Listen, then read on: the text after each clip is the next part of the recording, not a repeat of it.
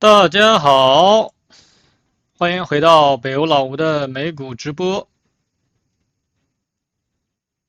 那么我们今天的直播从现在美东时间11点半开始到12点，只有30分钟，请大家确认一下声音和图像都没有问题。欢迎秦朋友已经进入直播间了，想分析一下英伟达和谷歌。好的，那么其他朋友想要提问的，把你们关心的这个英文名字、股票的英文名字和代码打上来，因为打汉字的话有时候会看不到。我们简单说一下这个大盘，然后来分析一下这个秦朋友问的这个英伟达和谷歌。现在啊，上周五的这个高点6481还没有被突破，上周五这个最高点还没有被突破，现在市场还在等待更多的数据。虽然说上周五美联储这个已经给定基调了，这个6481是8月15号这个最高点，那么上周五是大涨了，但是呢还没有突破6481。现在虽然说美联储主席已经给定基调了，但是呢，还要看数据。也就是说，9月份降25个基点，虽然说是共识，但是还要看数据。因为啥呢？因为这周，周末要出一个 PCE 数据，下周还有非农数据，然后还有一个 CPI 数据，然后才是美联储的这个利率决议。所以说，这3个数据如果说都不是特别差的话，或者说都不比预期很差的话，那么9月份降25个基点，基本上就是板上钉钉了，对吧？所以说数据还是非常重要的。还有一个更重要的就是明天盘后英伟达要出财报了。那么等一下我们看一下这个英伟达。那么英伟达的财报也决定了，因为现在就是 AI 相关的板块比较活跃嘛，所以说英伟达财报直接决定了这些板块的这个活跃度是要回调呢，还是继续上涨。所以这也是市场现在关注度非常高的。那么现在市场那对应的指数那些还没出结果之前，它就不会出方向，对吧？所以现在基本上这个位置是没有方向的，类似于一个小的区间在这里震，要么再次突破6481，也就是这里有一个中枢，然后这里是一个小300，然后再次突破它，对吧？也就是这一段的60分钟现在还没结束。那么也可以说，如果说明天比如说英伟达财报不好，跌破前面这小低点，那么就是延续前面的这个下跌没完成，甚至可以回到1小时这个中枢里面来，对吧？所以说现在市场大盘的话，它的震荡区间是非常窄的，整体来讲是处于一个等待状态。好的，这就是针对这个指数简单说几句。我们来看一下大家的那个问题，先分一下英伟达。但是英伟达因为明天盘后才出财报，所以说你现在分析英伟达的话，其实意义并不大。为什么呢？因为它可以往上选或者往下选。那么从现在周线上的话，它可以继续往上延伸的。虽然说英伟达的财报可能数字不会太差，但是市场关注的更多的是这个指引。它现在到前高的话，只有1.96%，对吧？如果说你要看一下大周期的话，现在我们看的周期这是月线上。那么这里如果说你当成回落一笔的话，也就是这样，这是一个1、2、3、4、5，一个5浪的一个状态。就是这个86.62也可以当成一个第5笔或第5浪的一个上涨。那么现在如果说你要想达到不背驰，你需要冲到228才不背驰，对吧？但是呢，现在这个到228%，26%，如果说英伟达的财报特别好，指引也特别好，那冲到228也没有问题。但是英伟达现在，它中国的市场占它的收入一个很大的部分，但是现在这个它的芯片 H20，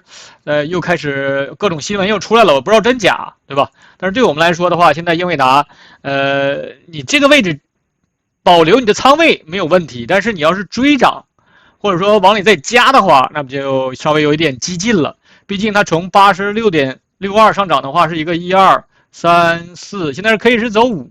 可以再突破184.48，对吧？这没有问题，那你就继续持有喽。对吧？现在这个反弹，我们看今天这个高点还没有突破昨天的高点181.91，还没有突破，所以这一笔反弹还不够比，我的建议呢，如果说明天开盘之后或者盘中突破了184.48，可以稍微减一点，毕竟它是一个12345的一个小五浪，或者说是1234567小七浪，都是我们需要减仓的一个位置。那么就看你的个人的风险喜好，这个其实很难找到一个非常完美的策略来避开这个风险，对吧？你要么就是长期看好它，也不在乎这个一次两次的这个财报，那你就去持有它，对吧？就一起过财报。如果说你想稍微打一点短差，或者说稍微避开一点回撤的话，那你就比如说明天在盘中，如果说它要冲高的话，你就稍微减一减，在184附近，然后等待它再次回落。上涨的话，你有底仓；回落的话，你再加回来。就是现在针对英伟达的话，没有更好的一个策略。然后再看，已经有其他苏算朋友问 CRWV， 秦朋友问的谷歌，我们可以等一下再看，先看一下另外的这个 CRWV。CRWV 的话，那就跟英伟达的关系也比较密切了，因为它是主要做数据库、做这个数据中心的，对吧？那我们之前讲过，它的结构其实还比较简单。现在从33.52的话，这就是一个进入段，然后再开始在这做中枢，也可以是之前一个回落。我们之前给过一个位置，就是在90附近，因为在周线上，它这个比回落刚好的0.18是在90附近取整的话，那么现在有企稳的迹象，对吧？那么想要但是呢，上一周的这根 K 线，如果说我们只以 K 线来分析的话，它收的不够明显的就是要往回拉升。如果说可能再次，或者说因为明天英伟达盘后的一个财报再次跌破上周的这个低点的话，然后一个快速回拉，收一个十字星的 K 线，或者说一个下影线非常长的一个 K 线的话，指向性会比较高一点。虽然说上周这个 K 线也有一个比较长的下影线，但是整体来讲，现在的这个指向性并不高。那么现在这个还是一个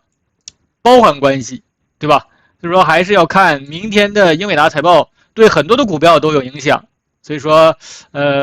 它再次如果说财报不好，明天英伟达财报不好，它再次跌破85.26也没有问题啊，说明这里有一个小中枢了，这是技术段，它可以完全走离开的。所以说它的策略其实是一样的，你的风险喜好是怎样的？所以我的建议，如果说明天盘中明天盘中如果说它能往上冲一冲，它如果说能突破98.62的话，那么突破它相当于这个日线反弹就够一笔了。那么但是还不能碰到前面的100.8，那说明是一个1、2、3、4很弱的4浪反弹，或者第4笔反弹还要再下来。所以我的建议是，明天如果说突破98.6，即使是能够碰到100.8，我也是建议先减一减，或者说你手里有底仓的话，可以拿一点底仓，但是呢，减掉一些之后，防止它继续回落，对吧？因为我们不知道它假如是反弹之后，这个第5浪或第5笔的回落有多深。如果说你不在这个位置去应对的话，那你下一个应对的位置在这儿呢，33.52是下一个应对的位置，这个空间有多大？63%，打回原形了，这个应对的成本太高了，所以说宁可在85.26这里应对，也就是说跌破85.26的话，就10%左右的一个空间，这个需要你去强势的去应对，就是说需要要么是减仓，要么是去做空都可以，因为你如果说不应对的话，下面的空间太大了，应对成本太高，我们宁可有纪律性的或者有目的性的去止损，或者说去减仓，都比你放任它这种情况，那你可能最后是搁在这个位置，而不是说到了这个位置你是不敢买的。所以说，随时随地的都要考虑你的如果说你不去应对，那么后面的这个成本你能不能够承受得了？如果说你能够拿着放着几年，它在这弹到这里，即使跌破这个位置，然后可能几年之后就爬过来，你如果说能够承受这些成本，时间成本也没有问题，对吧？所以说，最终落实到交易上的话，就是你短期我们宁可这里即使有10%的空间，我先止损或者说先减仓出来。然后它如果说掉头回来的话，我可以再买回来的，你这里应对不代表你下面这个位置不能买回来，它一拐头的时候我可以再买回来，就这个的交易磨损你是要承受的，一定要注意，交易是有磨损的，你不能说啊我一点磨损都不要，我这里买了我就一定要赚钱出来，我这里卖了一定要做空赚钱出来。交易是有磨损的，这个磨损是需要你去个人承担的，或者说是你要计算在你考虑的范围之内的。好的，这是简单说一下这个 CRWA。然后再看这个，有一个 Phil 陈朋友问 Palantir 还有上涨空间吗？你这种问题其实是毫无意义的。我不是算命先生，我是不是机构，我也不是上帝，我也没有水晶球，我不能够知道它有没有上涨空间再次突破190。所以这种问题，你只能去问那种有水晶球的人，对吧？能够预测未来的人才能够告诉你有没有上涨空间。我们所做的是跟随交易，缠论是最好的跟随交易。什么叫跟随交易？比如说这里已经形成底分型了，那么你在它的小周期有没有进场？比如说15分钟。或者说5分钟的时候，它从这个下面进来上来之后，在这里我们看一下15分钟吧，它在这15分钟做了一个很明显的一个中枢。那么有没有在这些回落的时候进，然后等待它后面慢慢生长到，打个比方到前高，或者说直接到这个200天200均线就夭折了，直接掉头。这就像你让我预测一个小孩现在是3岁，你能不能够预测一下这个小孩能不能活到100呀？能不能活到120？那你在现实中，如果说有人问你这样的问题的话，你可能会觉得这个人脑子有毛病吧，对吧？他才3岁，你怎么能够预测出来他是一个活到100，还是说活到5岁就夭折了呢？因为它是一个生长过程中，你这个想要预测它，那你相当于就是扔骰子了。对吧？所以我们是没有办法预测的，或者我是没有办法预测的，有可能能有人有预测，能够预测到，但是我是预测不到的。所以说这就是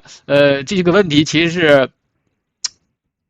没有什么意义。但是如果说你非要找一个所谓的那个价格去那个压力的话，那你就用这个简单的我给大家讲过的一个偷懒的办法，黄金分割，对吧？你看它到哪些位置，但是呢，这个黄金分割它不是一个准确的，或者说它不是一个，它只是一个偷懒的办法，没有办法的办法。所以你可以利用这个黄金分割的这些位置，看到了这些位置之后，这个小孩活到了5岁了，那么生长的非常健康，没有任何的疾病，那可能能到6岁。6岁之后，然后也没什么病，可能到10岁，10岁了，可能这个突然查出来有一些什么先天心脏病了，或者什么，是不是？然后后来后期治疗又不行，对不对？有可能会夭折。所以说都是在一步步的当下的生长过程中，所以你没有办法预测。我即使给出这些简单的这个黄金分割，我也是给到的一个偷懒的办法，对吧？这是没有办法的办法，或者你如果说非要找到一个位置，我要那个有一个依靠和依据的话，其实它更多的是一个心理上的一个安慰。好的，简单说一下这个 Palantir， 不知道能不能够回答你的问题。然后我们再反过来看这个这个前朋友问的这个谷歌。谷歌的话，这波是应该又出了新高了。那么谷歌还是非常牛的。虽然说ChatGPT 啊，还有这些 AI 的这些玩意儿，之前对它的冲击还是比较大，大家好像用搜索用的比较少了。但是发现，谷歌的股价不跌，这就是非常有意思的，对吧？我们散户看到的只是可能用搜索用的少了，但是谷歌的这个财报上并没有体现出来，它的营收并没有出现任何的大的变化。那么在这个周线上现在是，那么我们看一下谷歌，它的财报已经出完了，而且它也是有分红的。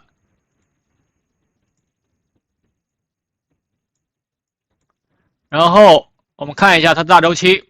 首先呢就是83.45这个上涨，这一波上涨全是从83.45开始的一个小五浪，然后走了一个大中枢出来，然后前面这里这个大幅的回撤的话，虽然说从208直接砸回到中枢里面来了，但是呢并没有破坏结构。我们看裸 K 的话，刚好还踩到了120周均线上，对吧？这些均线也都是偷懒的办法，就是看一个大概齐的，120周，就是非常长周期的这帮人的持仓的这个成本在这里。到了这个位置，他们有支撑了，或者说到他们成本的位置，他们开始加仓了。但是用我们缠论的话，就回到这个中枢里面来了，甚至跌破了这个中枢的下沿，对吧？但是呢，得到了非常强的支撑，然后又是一笔上去。所以说，在没有出现针对周线这个大中枢没有出现三买，或者说出现三卖之前，它都是中枢震荡。即使说现在又打了新高了，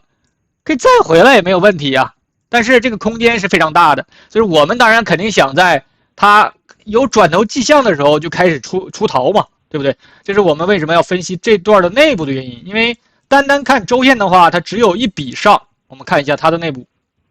那么从这个起涨点142.66这个结构，我们把这个裸 K 看一下，因为它这个结构我之前画线还是有点乱。那么从142.66的话，这里做了一个中枢，然后这里又做了第二个中枢，两个中枢高低点有接触，看到没有？这个两个中枢高低点有接触，升级了，这是一个升级之后的大中枢，然后开始向上离开，然后这里离开之后给了一个三买，然后再就没有三买了。我们看一下这个的后面的这个结构。那么这个三买呢，我们说一下这个三买。这个三买只是这个中枢的三买，它不是这个升级之后的三买。我们用不同的颜色，升级之后的三买是这个大中枢，前面这个必须要2次回落，而且要碰到这里要构成中枢之后，才是下面这个中枢的三买，晓得了吧？所以现在针对这个下面这个大的升级中枢还没有出现三买呢，现在只是针对这个的话，它在生长。出现三买之后，我们说过有2种情况，要么是走势继续向上生长，在这里做中枢出来，这样的话它是2个中枢，就这段结构有可能结束。但是针对升级之后的中枢还没有结束，所以现在就看它这个出现三买之后的。那么三买之后，它也是可以有模型啊，三买转一卖，或者说三买转二卖。二卖的话就是没有出现这个高点的话，就会出现三买转二卖，因为现在已经出现高点了，那就可能出现三买转一卖。所以你要关注的就是这笔有没有结束。首先分析一下这3段，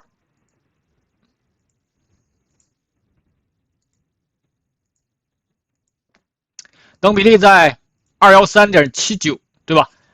这个等比例的这个测量也是个预测，或者说也是一个偷懒的一个办法。它到了这个位置，我们要看路况。这就是我一直说的这个红绿灯，对吧？到了这个位置，我要看路况。红绿灯只是我们开车这个行进过程中的一个因素，我还要到了那个路况，到了红绿灯路口，我要看当下的那个路况啊，是不是有堵塞呀？是不是有警察接管了？是不是有交通事故啊？对吧？你不可能说我到了223，我就他妈的这个不管路况，我就一脚油门往前干。你在现实生活中都不会这么看，都不会这么干，为什么在股市里面就要这么干呢？对吧？所以这些都是预测，或者都是一个辅助的一个东西，不是你真正能够交易。如果说真正想交易好，交易这个紧密的话，或者交易的更精确的话，那这些东西其实可以不看的。最终的就是要跟踪它的结构。那么我们要看一下它的结构。那么在1小时里面，现在日线上只有一笔，日线上这个顶分型也没有出现，看一下它的结构。1小时，这里有过一次回落，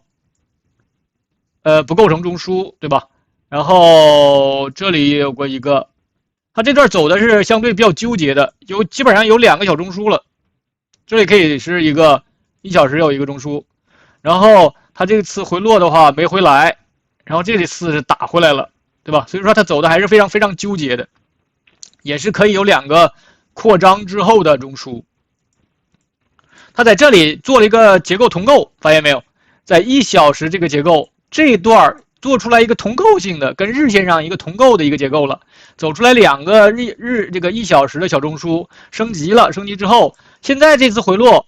那就跟刚才一样，现在那个回落，现在这一笔的回落还只是针对这个小中枢的一个三买，它完全是可以继续向上生长，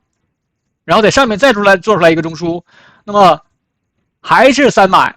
也就是说。它这里可以有2次回落，这2次的回落构成的这个中枢，跟下面这个升级之后的中枢还是三买，它还可以往上走。那上面再做出来第2个蓝颜色的中枢，那么这两个中枢级别是一致的，也就是说从这个的上涨可以结束了，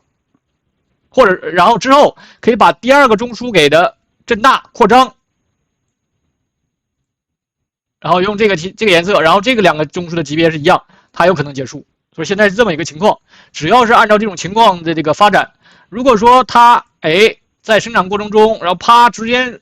压回来了，出现一个3买之后压回来了，那这个结构就变了。那从这里要断开，这里是一个上周期是一笔，然后这里要走回落一笔，那就看它后期的一个演变。所以说我们每一个交易都是跟踪当下，看你的这个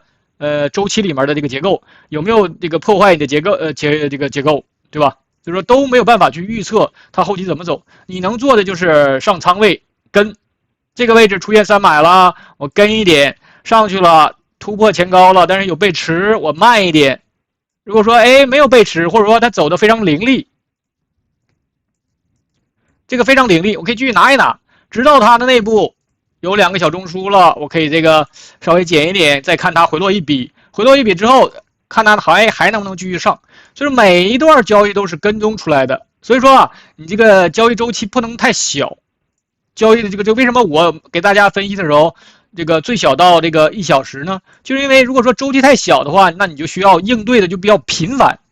对吧？你有这个精力天天盯盘的话，你当然可以频繁应对了，因为它这个走势嘛，不是在下跌，因为就3种情况，不是在下跌中，就是在上涨中，要不就是在震荡中。所以说你如果说你只做上涨的话，那么有出现你发现有回落的迹象的时候，你肯定要应啊。所以说这个周期相对的不能太小，这样的话就不用应对的太这个频繁。那么如何定周期呢？那就看你的个人的这个交易的精力、交易的时间，以及你能否判断这个周期。周期越大，相对应的要求的技术难度越小。所以说你如果说不是很熟练，周期这个交易时间又不是很充裕的话，那你就看大周期的，稍微大一点，日线以上的就能好一点。好的，这是针对这个谷歌。然后我们还有几分钟时间，再看一个 Tracy 刘朋友问这个 Coinbase。那么 Coinbase 的话，它的这个大周期上、周线上是现在出现过一个潜在的一个3买。现在这个为什么说潜在这个？现在看的周期是周线，它这个回落291.46的话，现在这个回落是够一笔了，然后针对这个中枢的话也没回来，但是呢，现在周线上你没有办法判断它结束，对吧？我们要判断这一笔结束了，那么才能掉头，要么是再次突破前面的高点，要么再次在这里做中枢，做完中枢之后再看它是不是要往下选还是往上选，在这里做中枢不代表它一定往上选。一定要破除这个预测心理，或者说只看一个方向，我只选择往上选择，那它完全是可以往下选的。所以说这是出现之后在这里做中枢的情况。但是我们现在首先要判断就这一笔有没有结束。那么日线上就是我们刚才高量那个，现在它已经出现3笔了，对吧？而且是第3笔还跌破了第1笔的这个低点，说出现背驰了，这是一个好的迹象。但是呢，出现好的迹象之后，这一笔的反弹现在偏弱，主要还是跟这个比特币啊，或者说跟这个其他的虚拟币的这个有点低迷状态有关系。毕竟这个Coinbase 是主要是针对散户的这么一个虚拟币的一个交易所，对吧？那么现在如果说比特币啊，还有其他虚拟币处于比较低迷状态的话，那么它的成交量也不会太大。说现在这个反弹还不够强劲，这一笔。如果说这笔出现了一笔反弹，但是呢不能够很有力度的突破前面这个345的话，那么也不过就是在这里做中枢，甚至是比如说走的比较高一点，但是也不能够突破这个444.65的话，还是做中枢，这里还是有中枢，那么还是出现中枢之后还是可以走反向，对吧？现在就是先看这一笔的反弹力度，这笔一定要强。那么怎么算强呢？就要看它的小周期的内部，看一眼这个小周期，1小时上有没有结构？1小时上之前因为这个美联储主席讲话的时候出现了一个大幅上冲，但是呢在1小时上它不满足一笔，所以说在30分钟上，甚至是在15分钟上应该是有结构的。我们之前好像分析过，有一点痕迹在这里哦，可能是5分钟分析过啊，当时在5分钟分析过，但是它出现什么变化，就是我们看它这个结构5分钟上出现了什么变化，我们把前面的给它清掉，就是说针对这个5分钟，我们当时分析的时候应该在这个位置，然后我们当时说它冲上去了嘛，说而且不被持，什么出现变化，就是出现这个小300了，在5分钟上出现了一个小300之后，然后这个快速下杀，所以说呀，它之所以我刚才就强调，就出现300之后，这明显的是一个3买转2卖的一个模型，对吧？它从这里断开了，在5分钟上它现在走反向了，那么在5分钟上的话，它这里是一个1、2、3、4、5，开始在后面做中枢了，所以说它的第二反向中枢在这里现在。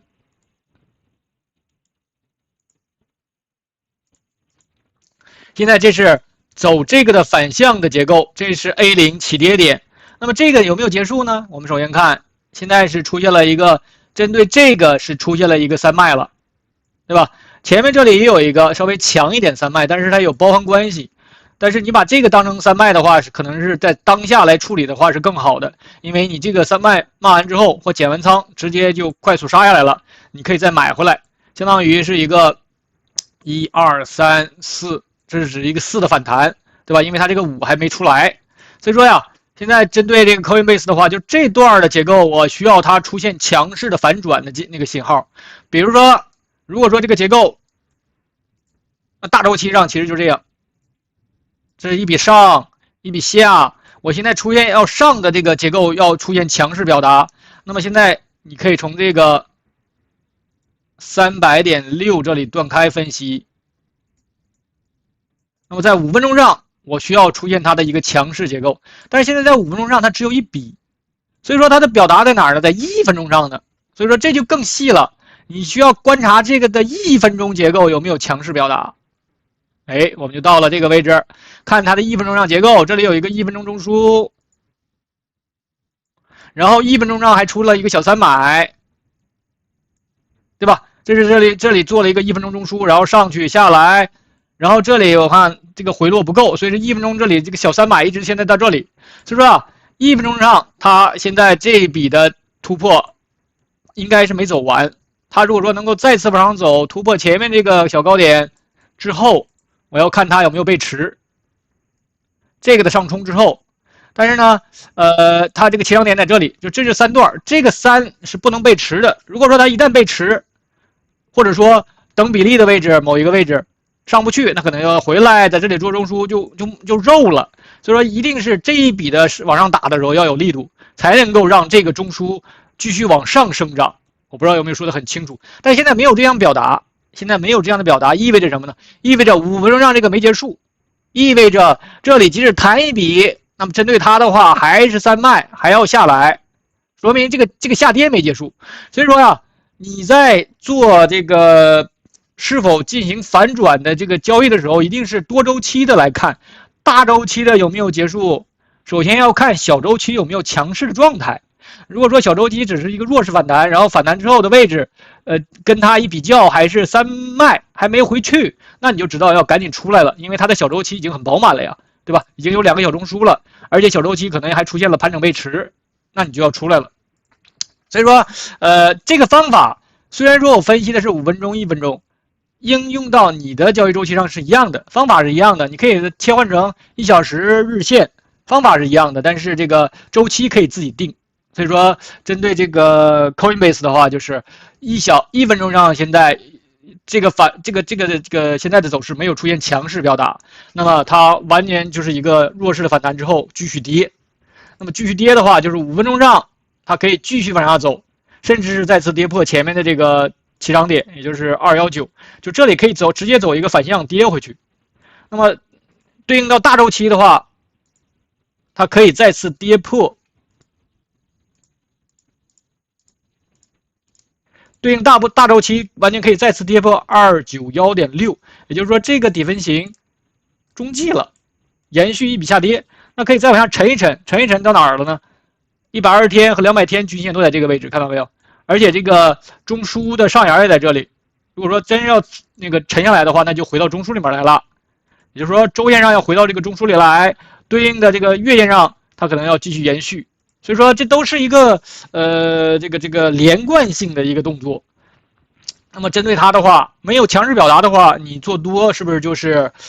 在逆势呢？因为它完全是可以慢慢再沉到这个位置之后再弹一下，再往下走。所以针对 Coinbase， 如果说做多的话，需要相对的谨慎一点。好的，因为时间的关系，今天的直播就只有半个小时。那么我们这个感谢大家参与，我们下次再见。